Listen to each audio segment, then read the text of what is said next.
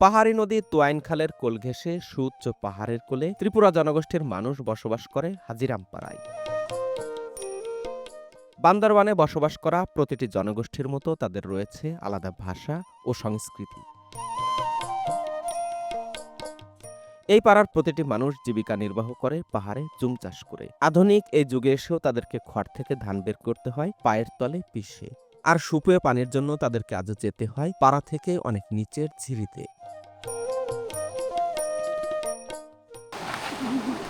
এই যে দেখুন, করতে দিচ্ছিল। হাজিরামপাড়া পৌঁছানোর এইবারের যাত্রায় মুখোমুখি হয়েছি ঝুঁকিপূর্ণ পাহাড়ি পথের, আর পেছনে ফেলে হেঁটেছি পাহাড় ধসের ধ্বংসস্তূপের চিহ্ন।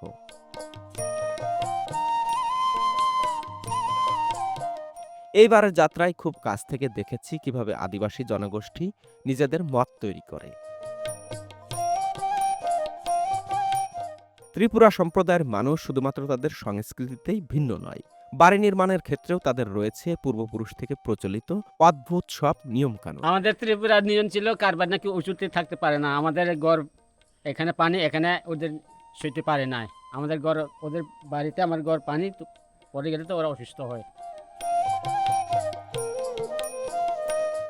এবারের ভ্রমণে দেখেছি সুউচ্চ পাহাড়ের সাথে শুভ্র মেঘের লুকোচুরি, প্রাকৃতিক সৌন্দর্য আর ত্রিপুরা সম্প্রদায়ের ভিন্নধারার জীবনযাপন দেখতে আজ হাজির হয়েছি হাজিরামপাড়ায়।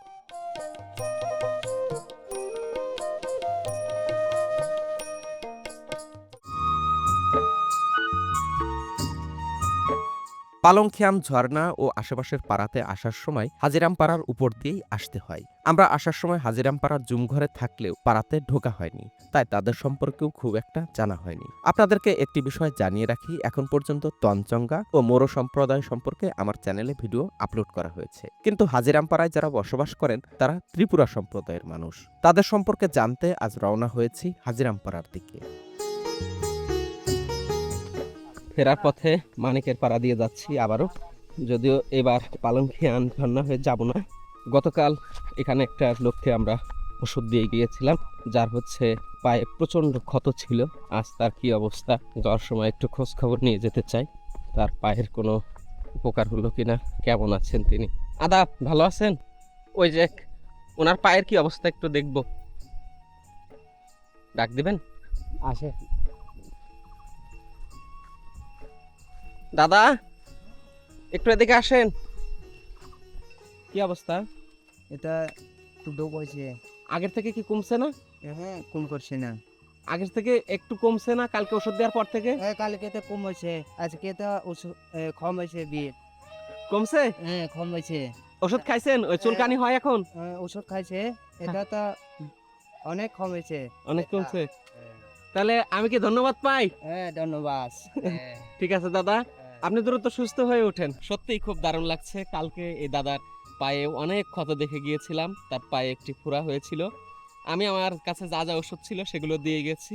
আজ তিনি বলছেন তার ঘা অনেকটা কমে গেছে, আমাকে ধন্যবাদ দিলেন। সত্যিই ভালো লাগছে আমার। দাদা ধন্যবাদ। হ্যাঁ, ধন্যবাদ। কেমন লাগতেছে বলো, কালকে যে ক্ষতটা ছিল? কালকে তো সিরিয়াস অবস্থা ছিল, আজকে অনেকটা কমে গেছে, দাদা একটু সুস্থ আছে, ভালো আছে। ওই একটু অ্যান্টিসেপটিক কিন্তু এই পাহাড়ে অনেক বড় বিষয়, তাই না? হ্যাঁ, কালো কালো এগুলো কি? এটা বলে গম। তাই? হ্যাঁ, ভিতরে দানা আছে? হ্যাঁ, ভিতরে দানা আছে। দেখেন। এখন তো এগুলো দেই না গম, আগে তো সরকারের এটা মনে হয় এটা দানা নাই। আসতেছে। ওই যে আঙ্গুল দিয়ে পারবেন? এটা কি মেশিন দিয়েই করে না ওই দিয়ে হাত দিয়েই? হাত দিয়ে ওগুলো খাওয়া যায়? খাওয়া যায়। খান তো দেখি কেমন। অনেক টেস্ট। অনেক টেস্ট। ঠিক আছে। এটা কিসের শব্দ? আমি তো ভাবছিলাম হয়তো ট্রেন মেন যাইতেছে, আমি শুনি পোকা। পাহাড়ের মধ্যে ট্রেন। অবাক হয়ে গেছি, কেমন কি? দারুণ একটি শব্দ। দেখুন, মনে হচ্ছে যে কোনো ট্রেন যাচ্ছে। ট্রেন যাচ্ছে ভাই, আলাম টালাম দিচ্ছে। হ্যাঁ, জরুরি কোনো বার্তা আছে। হ্যাঁ,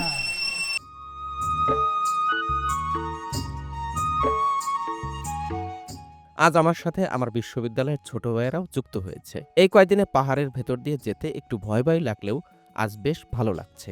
আজ আমরা পালংখিয়ান ঝর্ণার উপর দিয়ে যাচ্ছি। এখান থেকে ঝিরি ধরে পানি গিয়ে নামবে পালংখিয়ান ঝর্ণাতে। নিচে কি হলুদ হয় না?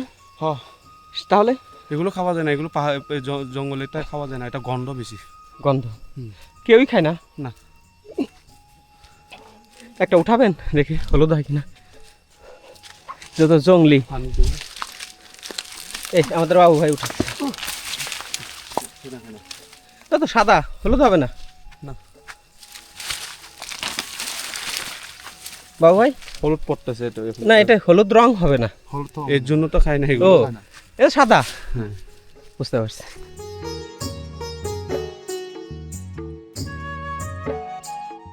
ও মদল ফরানি সাজে পইলে গাবুরি আজং আজ মসজিদেরো আজং আজ মসজিদেরো কুজি লাগে সিনেমা মেলে মাদুরি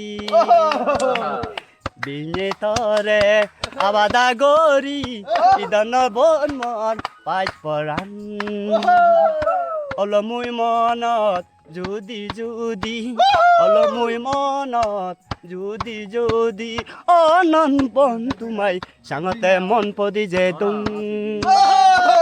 থ্যাংক ইউ ওয়েলকাম দাদা, থ্যাংক ইউ। ওয়েলকাম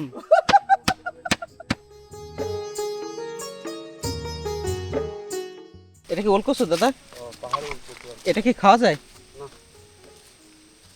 এ তো গাছের মাথায়ও ফল ধরছে দেখতেছি। এই যে কি যেন একটা মৃদু আলু না কি যেন আলু আছে না, হ্যাঁ হ্যাঁ ওই সেম। হ্যাঁ, বাকানাস বলে, ওলকসু বলে। তাহলে এটা খাওয়া যায় না না দাদা? এটা কি কচু না ওলকসু? এটা একটা ফুল গাছ, ফুল গাছ? পাহাড়ের ফুল গাছ। আচ্ছা আচ্ছা, ফুল হয়। হ্যাঁ, ফুল হয় এটা। আচ্ছা, দারুণ। অনেক কিছু দেখছি যা আগে দেখিনি।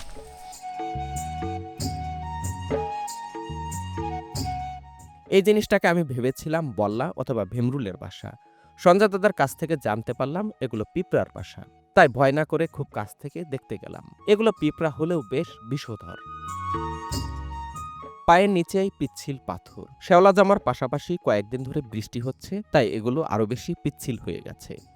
এখান থেকে পড়ে গেলে প্রাণে মারা না গেলেও হাত পা ভাঙবে সেটা নিশ্চিত। কোনো ক্রমে মারাত্মকভাবে আহত হলেও চিকিৎসা কেন্দ্রে নিয়ে যাওয়াটা অনেক কঠিন কাজ।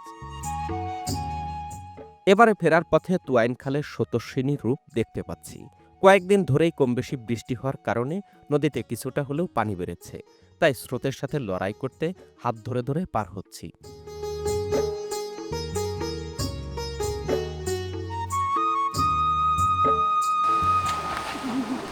এই যে দেখুন, পাপিসলে কেবলে করতে গেছিলাম। ওখানে স্টপ করে থাকেন ভাই, ওখানে স্টপ করে থাকেন। বাসটা ছাড়েন, ওইটা বাসটা ছুঁয়ে দিয়ে দিতে আপনি বাস ছাড়েন। নামি না কইছি না দইবা মতো পজিশন আগে নাই। বাসটা এদিকে দেন, উপরের দিকে দেন। তুই বাইটা এগা অসল করতে না, এটা আনে না।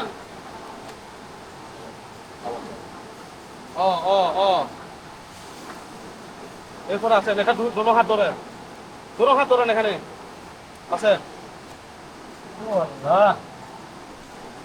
কেমন পথ রুবেল ভাই? ভাই তুমি সাবধান,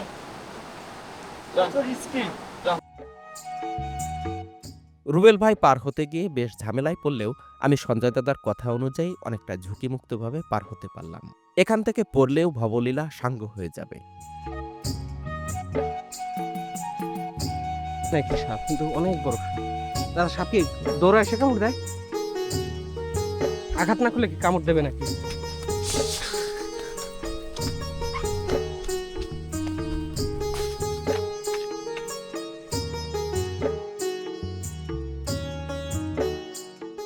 পালংখিয়ান ঝর্ণাতে যাওয়ার সময় এই জায়গাতে এসে আমরা বিশ্রাম নিয়েছিলাম। আজও এখানে বসেই একটু বিশ্রাম নিতেই দেখলাম ওনারা মদ তৈরি করছেন। আদিবাসী পাড়ার অধিকাংশ পুরুষই মদ পান করলেও সব বাড়িতে মদ তৈরি হয় না। অনেকেই দৌছড়ি বাজার থেকে ফেরার পথে এখান থেকে মদ কিনে নিয়ে পাড়াতে যান। পাহাড়ে ঘুরতে ঘুরতে এখানে এসে দেখলাম এখানে পাহাড়ি যে সংস্কৃতি, তাদের যে মদ উৎপাদন প্রক্রিয়া, নিজেদের খাওয়া দাওয়ার জন্য তারা কিন্তু সেটি তৈরি করছেন। আপনাদেরকে একটি বিষয় জানিয়ে রাখি, জাতীয় মাদক যে আইন রয়েছে সেখানে হচ্ছে যারা লাশ কাটেন, তারপরে যারা হচ্ছেন আদিবাসী এবং পাশাপাশি যারা হচ্ছে জন্মগতভাবে গোষ্ঠীগতভাবে যারা হচ্ছেন টয়লেট পরিষ্কার করেন, সুইপার, তারা হচ্ছে এই মদের যে উৎপাদন এবং তাদের যে পান করা সেটির বৈধতা রয়েছে। তার জন্য এটি নিয়ে খুব একটা কিছু বলার নেই বা খুব একটা খারাপ দিকে নেওয়ারও কিছু নেই। এটি বাংলাদেশ সরকার জানে এবং সেই মাদক আইন যখন তৈরি হয়েছে তখন থেকে এটাকে বৈধতা দেওয়া হয়েছে। পাহাড়ের জুমে তারা প্রায় সব ধরনের কৃষিজ মালামাল চাষাবাদ করেন। এমন পাহাড়ে এসে যে কার্পাস তোলা দেখব সেটা কখনোই ভাবতে পারেনি। এটা কি? এটা হচ্ছে পাহাড়ি তুলা দাদা। আচ্ছা আচ্ছা, অনেক ধরে? হ্যাঁ, অনেক দূরে দাদা। এগুলো ফুটে যাবে আবার। এই যে এগুলো ফোটার পরে এগুলো ওখান থেকে তুলা বাইর হবে। ও, আপনাদের সরকারিতে তো আছে না এই তুলাটা? কি জানি কয়, কার্পাস কার্পাস তুলা না? কার্পাস তুলা। আমি তুলে বালিশে ঘুমা শান্তি। শিমুল তুলা সবচেয়ে নরম রে। কিছুদিন আগেও এই জায়গাটি স্বাভাবিক ছিল। গত কয়েকদিনের বৃষ্টিতে এই অংশ ধসে গেছে। এর আগের ভিডিওগুলোতেও আপনাদেরকে বলেছি, আজ আবারও বলি, যখন বৃষ্টি হবে তখন নিরাপদ একটি জায়গায় অবস্থান করবেন এবং ঝর্ণার আশেপাশে যাবেন না।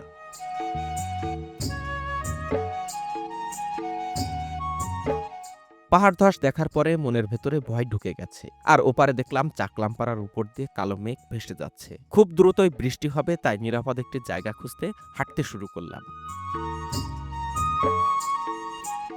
আমরা যখন গহীন পাহাড়ে গিয়েছিলাম এই নদীটি গলা পানিতে নেমেই পার হয়েছিলাম। আজ ভাগ্যিস বাঁশের তৈরি ভেলার দেখা পেলাম। বাঁশ দিয়ে তৈরি ভেলা দেখেছি অনেকবার, কিন্তু চড়ার ভাগ্য হয়নি। আজ সেটি পূরণের সুযোগ এসেছে। প্রথমে 2 জন উঠলেও রুবেল ভাই সাহস পেলেন না, তাই একা একাই যেতে হলো আমাকে। বারবার এক একজন করে পার হতে হচ্ছে, তাই বেশ সময় লাগছে। সঞ্জয় দাদা চাননি এই পারে আমাদেরকে দাঁড় করে রাখতে, তাই তিনি ভারী ব্যাগ নিয়েই গলা পানিতে নেমে চলে আসলেন। এমন জায়গায় যখন ট্রলারের ইঞ্জিন খারাপ হয় তখন তাদের কি অবস্থা হয় একবার ভাবুন। কাঁধে করেই ইঞ্জিন ও তেল নিয়ে যেতে হচ্ছে সেই দোছড়ি বাজারে। উঁচু উঁচু পাহাড়ের কোলে হাজিরামপাড়ার অবস্থান। আলীকদম অংশে যেসব পর্যটক ঘুরতে আসেন তাদের কাছে কম বেশি পরিচিত এই পাড়াটি। এখানে বসবাস করে ত্রিপুরা সম্প্রদায়ের মানুষ। মাত্র 9টি বাড়ি নিয়েই এই পাড়াটি গঠিত হয়েছে।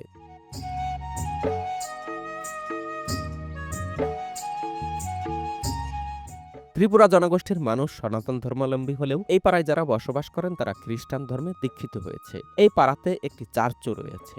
বড়দিন উপলক্ষে তাদের সীমাবদ্ধতার মধ্যেও বেশ আয়োজন করেই পালন করেন।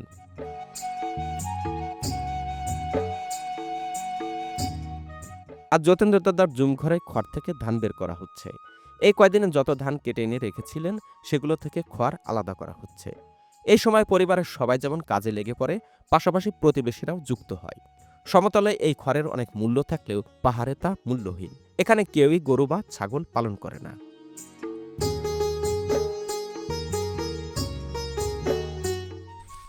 এই জুমকে কেন্দ্র করেই মূলত এখানে পাড়া গড়ে ওঠে। এই যে পাহাড়গুলোতে তারা জুম চাষ করতে পারেন এমন এলাকা বেছে নিয়েই এখানে 2 ভাবে মূলত পাড়া তৈরি হয়। যেখানে ঝিরি থাকে ঝিরির পাশে এবং যেখানে জুম চাষ করা যায় এমন জায়গায় হচ্ছে পাড়া তৈরি হয়, তাই তো দাদা? আমাদের মনি দাদা খুবই লাজুক মানুষ, দারুণ গান এবং অনেক মজার মানুষ।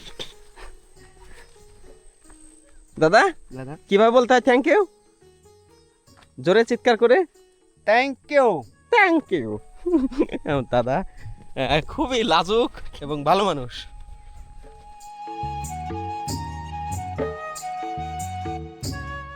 কত করে চা? 10 টাকা বাজারের মতো। বাজারের মতো? হুম। এত দূরে হেঁটে আসছি, 5 টাকা হবে না? আপনারা আরো বেশি দিতে হবে যে।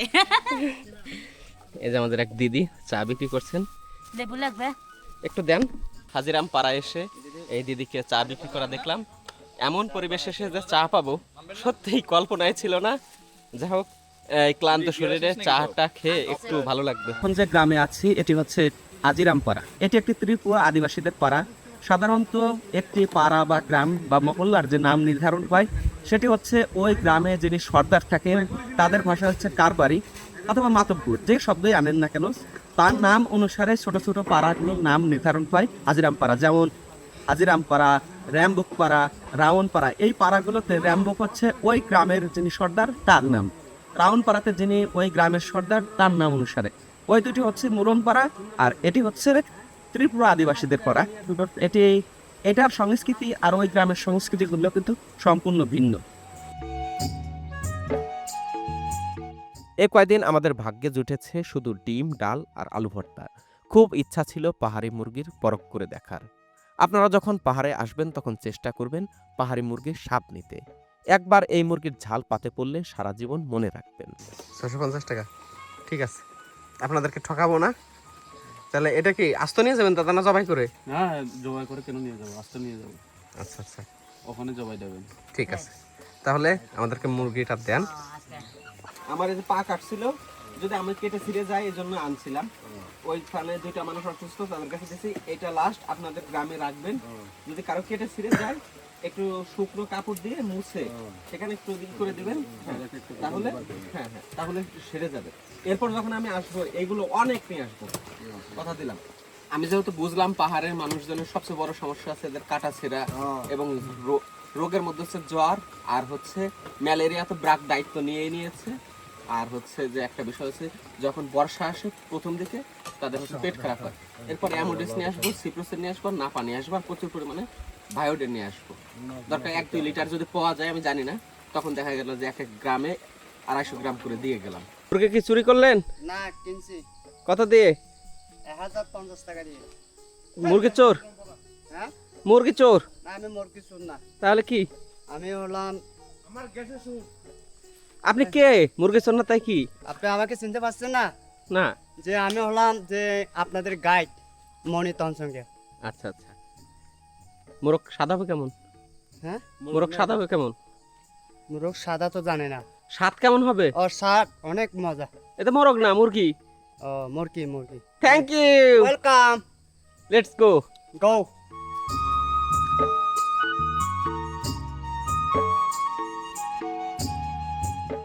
এখন আমরা যাচ্ছি হাজিরাম পাড়ায়। মনি দাদা আমাদের আগে যাচ্ছেন, আমরা তার পিছনে পিছনে যাচ্ছি।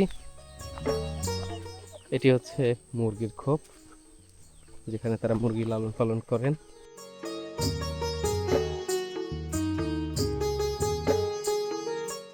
প্রতিটি বাড়ি ঘরে একদম মাটি থেকে অনেক উঁচুতে তৈরি করা হয়েছে, নিচ দিয়ে যাতে কোনো বন্য প্রাণী বা কোনো কিছু আক্রমণ না করতে পারে। এবং পাহাড়ি যে হরকাবান, বৃষ্টি আসলে প্রচুর পরিমাণে পানি নেমে আসে, যার ফলে তারা উঁচু করে বাড়ি করেন যেন এই বৃষ্টিতে তারা আক্রান্ত না হন। এখানে দেখুন কি পরিমাণ ঢালু, এই ঢালু পথ দিয়ে আমরা যাচ্ছি। এটি আরেকটি বাড়ি। এই বাড়িটি, দাদা এই বাড়িতে কেউ থাকেন না?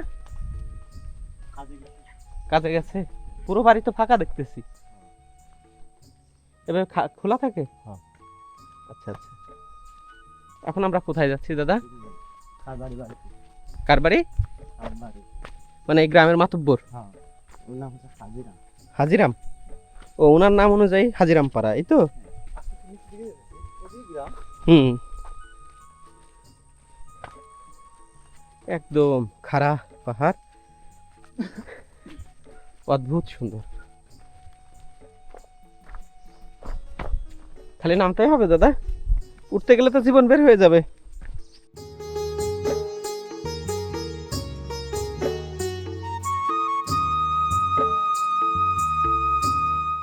আমরা হাজিরাম পাড়া আছি। এটি হচ্ছে হাজিরাম দাদার বাড়ি। ওনার নাম অনুযায়ী এই পাড়াটির নাম হয়েছে হাজিরাম পাড়া। ওনারা 1984 সালে এখানে চলে আসেন। এর আগে আলীকদমে বাসা ছিল। পাহাড়ের মানুষজন দুইটি কারণে বাড়িঘর করেন বা দুইটি বিষয়কে মাথায় রেখে। একটি হচ্ছে যদি পাশে কোনো নদী থাকে, আর আরেকটি কারণ হচ্ছে যেখানে তারা ফসল ফলাতে পারবে এমন একটি জায়গায়।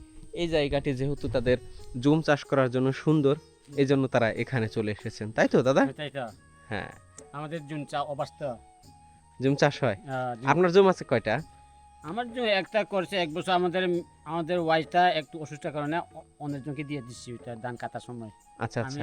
আমি দান করে দিই আর কি। ও, বর্গা কাটেন। দিচ্ছেন? ওই যে তরচুঙ্গা শান্তিলা তরচুঙ্গা দেখে দিছে। আচ্ছা, উনি কতটুকু নেবে, আপনার কতটুকু নেবেন? আমি নেবে না, একটা নেবে না, আমি সব ওদিকে দিয়ে দিন। যা ওনারা পায় সব ওনারা নিয়ে নেবে না? হ্যাঁ, সব নিবে। তাহলে যে গ্রামের মাতবর সবার নিচেই তার বাড়ি? আমাদের ত্রিপুরা নিয়ম ছিল কারবার নাকি উঁচুতে থাকতে পারে না। আমাদের ঘর এখানে পানি, এখানে ওদের সইতে পারে না। আমাদের ঘর, ওদের বাড়িতে আমার ঘর পানি পরে গেলে তো ওরা অসুস্থ হয়, তাই জন্য কারবারের নিচে থাকতে হয়। ও, যে মাতব্বর তার বাড়ি সবার নিচে থাকতে হয়। হ্যাঁ। আচ্ছা দাদা, আমাদের পরিবারগুলোতে যেমন বাবারা হচ্ছে হুম। প্রধান, হুম। আপনাদের কি বাবা প্রধান না মেয়ে প্রধান? বাবা প্রধান আগে। অদ্ভুত একটা ব্যাপার শুনলাম। উনি বলছিলেন যে গ্রামের যিনি মাতবর, তার বাড়ির পানি যদি ধুয়ে অন্য সবার বাড়িতে যায়, তাহলে হচ্ছে তারা অসুস্থ হন। এই জন্য গ্রামের যে মাতবর, তাকে সবার নিচে বাড়ি করতে হয়। দাদা, যখন অনেক ঢল হয়, বৃষ্টি হয়, এই বাড়ি ঘরগুলো ধুয়ে নিয়ে যায় না? না, যায় না। যায় না? না। নিচ দিয়ে পানি যায়, এই তো? নিচ দিয়ে পানি যায়, তারপরে এই তলায় নিচে দিতে পানি যায় না, শুধু এদিকে থেকে কেটে পানি দিয়ে বাইর করে দেন। এখান দিয়ে চলে যায় না? ওইদিকে চলে যায়, এদিকে চলে যায়। আর বাড়ি ঘর এত উঁচু করার কারণ কি? হ্যাঁ? এত উঁচু করেন কেন বাড়ি ঘর? এটা ছিল আমাদের কৃষ্টি না? এরকম ওষুধ না করলে তো আমাদের ওষুধ বেশি, অসুখ বিসুখ বেশি হয়। ওষুধ করলে তো বাতাস পায় ভালো করে, কোনো ওষুধ কিছু কম। অসুখ বিসুখ কম হয়। তার মানে পাহাড়ের এই বাড়ি ঘরগুলো তারা যখন করেন, যেমন তাদের এটি হচ্ছে ঐতিহ্য, পাশাপাশি এটি যখন তারা উপরে করেন তখন নিচ দিয়ে বাতাস প্রবাহিত হয়, এবং যেহেতু মাটির সাথে থাকলে এক ধরনের অসুখ বিসুখ বা স্যাঁতস্যাঁতে পরিবেশ তৈরি হয়, এজন্য তারা একটু উপরে থাকেন, একটু শুষ্কতে থাকার জন্য, একটু শুকনো থাকার জন্য। সুস্থ থাকার জন্য যার জিদ ধরে, জিদ থেকে ওতে ছাড়ি দেন। জিন? জিন ধরতে পারে না, জিন ধরে তো এই ওষুধ দিয়ে মারি দিলে, ভূতে ধরলে, বুটে ধরলে এটা মন্ত্র জানেন? হ্যাঁ, ওইটা দিয়ে মন্ত্র লাগে না, ওইটা দিয়ে জারি দিতে হয়। আচ্ছা, মন্ত্র পারেন আপনি? না, পারে না, শুধু আমাদের প্রার্থনা পারে, আমাদের খ্রিস্টানটা। হ্যাঁ, আমার এই যে মণি দাদা কিন্তু মন্ত্র পারে। দাদা, আমাদেরকে একটা মন্ত্র পড়ে শোনান তো। না থাকে বৈদ্য ভাই কোনো মন্ত্রটা কিছু নয়, না জানা মনে না জানা নয়, পারাইলে বুঝে মই তাং না চাহা পাওয়া। আমাদের মণি দাদা কিন্তু মন্ত্র পড়ে শোনালেন। মন্ত্র কি একটাই জানেন দাদা? আরেকটা শুধু আগে বলছি শুধু একটা পারে মন, একটাই করেন। আমি মন্ত্র পারি না। কি মন্ত্র এটা? কি মন্ত্র? এইতে এই বোট যেমন ধরতে না পারে, গায়ে যেমন না লাগে, সরে যায়, এই মন্ত্রটা হচ্ছে। আচ্ছা দাদা, এর নিচে কি কি করে? কিছু করে না, মুরগি থাকে? লাকড়ি লাকড়ি। ও, লাকড়ি রাখে। মুরগি রাখে এখানে থাকে রাতে? না, মুরগি রাখে না, মুরগির ডোগায় বইয়ের কারণে এটা করে দেন। মুরগিরা যাতে দিনের বেলা থাকতে পারে, যেন মুরগি যেন থাকতে না পারে, ঢুকতে না পারে রাত্রে, আচ্ছা শুকুর ঢুকতে না পারে, ছাগল ঢুকতে না পারে মতো করে এটা। আচ্ছা আচ্ছা। যদি মুরগি শুকুর ঢুকেলে এখানে, হ্যাঁ হ্যাঁ, এই পোকে কামড় দেয়, পোকে কামড়ে তো আরো রোগ হয়। কি পোকা? সাপ? না না, এটা ছোট ছোট পোকা। আচ্ছা দাদা, আপনারা মশা? এমনিতে কি কি খান? আমরা হুম? আমরা কি খাই? অনেকটা খাই। কি কি? যেমন শুকর খান? শুকুর খাই, হ্যাঁ। যার পাই ওইটা আর কি। যারা শুধু আমাদের খাই না, গরু গোস্ত খাই না। গরুর গোস্তটা খান না? বানর? বান্দর বান্দর কতজন খাই, কতজন খাই না, আমরা খাই না। আপনি খান না? না। অনেকে খায় আপনাদের সম্প্রদায়ে? খাই তো, আচ্ছা। একজনের মতো না, এই মতো আর কি। এখন আমাদের খ্রিস্টান ধর্মের মধ্যে মদ খাওয়ার নিষে। হ্যাঁ হ্যাঁ, কিন্তু অনেকেই খাচ্ছে। অনেক খাই, মানে নাই। আমাদের ধর্ম কি বলে, বিচার করো না, মিথ্যা সাক্ষ্য দিও না, তারপরে হইলেন করো না, মাতলামি হইও না, অনেকটা কথা বলে যায়। হ্যাঁ হ্যাঁ, তবু এটা মানে নাই, এখন খাই, এটা পালন করে নাই। বুঝতে পারছি। চুরি করে না, ডাকাতি করে নাই, মিথ্যা সাক্ষ্য দেয় নাই, সবাই মিলে এদিকে মিয়া করে দেন। আপনি করে দেন? হ্যাঁ। কারবারি না? হ্যাঁ, কারবারি। মানে আমরা যেটাকে সমতলে বলি মাতবর বা মাতব্বর, হ্যাঁ, আপনি হচ্ছে পাহাড়ি ভাষায় হচ্ছে কারবারি। কারবারি। কারবারি, আচ্ছা আচ্ছা। চলেন, এখন আমরা কারবারি না, এখন যাব আপনার বাড়ি। চলেন।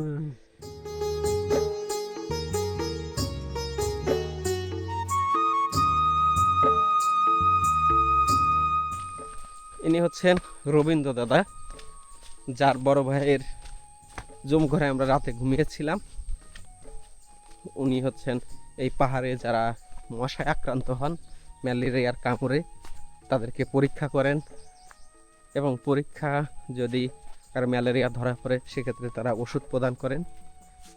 খুব বেশি খারাপ অবস্থা হলে এখান থেকে কিন্তু কাঁধে করে মানুষকে নিয়ে যেতে হয় সেই আলীকদমে, অনেক দূরের পথ। আমাদের যতীন্দ্র দাদা হচ্ছে ব্রাক থেকে নিয়োজিত একজন সেবক, যিনি হচ্ছেন এই অঞ্চলে মশারি, তারপরে হচ্ছে কীটনাশক প্রদান করেন যখন ম্যালেরিয়ার প্রচণ্ড পরিমাণে প্রকোপ থাকে তখন। এর পাশাপাশি উনি হচ্ছেন এই অঞ্চলে যখন মানুষ খুব বেশি জ্বরে আক্রান্ত হন তখন হচ্ছে তিনি রক্ত পরীক্ষা করে বুঝতে পারেন যে তার ম্যালেরিয়া হয়েছে কিনা। এটি কিন্তু ব্রাক থেকেই দেয়া। ভিতরে কি কি আছে দাদা? ভিতরে আসে আর দিচ্ছি, এটা কি? এটা দিয়ে টেস্ট করে আর কি। আচ্ছা আচ্ছা। আর রক্ত নেন কিসে? রক্তনের ভিতরে আছে, কাঠি আছে। আচ্ছা আচ্ছা। আর তারপরে এইগুলো কি দাদা? এগুলো এই রক্ত যেটা পজিটিভ হয়, এখানে পজিটিভ থাকে, এটা নেগেটিভ হ্যাঁ হ্যাঁ, টেস্ট করা হয় আর কি। বুঝতে পারেন এটা এখন, পানি। বুঝতে পারছি। দুর্গম এলাকা যেখানে হেঁটে আসতে গেলেও একদম জীবন বের হয়ে যায়, এমন এলাকাতেও একটি বেসরকারি সংস্থা মানুষের জীবন রক্ষার জন্য এগিয়ে এসেছেন এবং প্রতিটি পাড়ায় পাড়ায় এমন যতীন্দ্র দাদার মতো কর্মী সেট করেছেন, সেবক সেট করেছেন, যারা মানুষের বিপদ আপদে এগিয়ে আসছেন, মানুষকে সুস্থ করে তুলছেন। এটি আসলে মহতী উদ্যোগ। এমন উদ্যোগ এর সাথে ব্রাক আছে, এটি জেনে আমার সত্যি খুব ভালো লাগলো। আমার কাছে খুবই ভালো লাগছে যে না, এই পাহাড়ে একটা সময় মহামারী ছিল যে ম্যালেরিয়া, সেই ম্যালেরিয়া এখন পাহাড়ের মানুষ খুব একটা ভয় পায় না।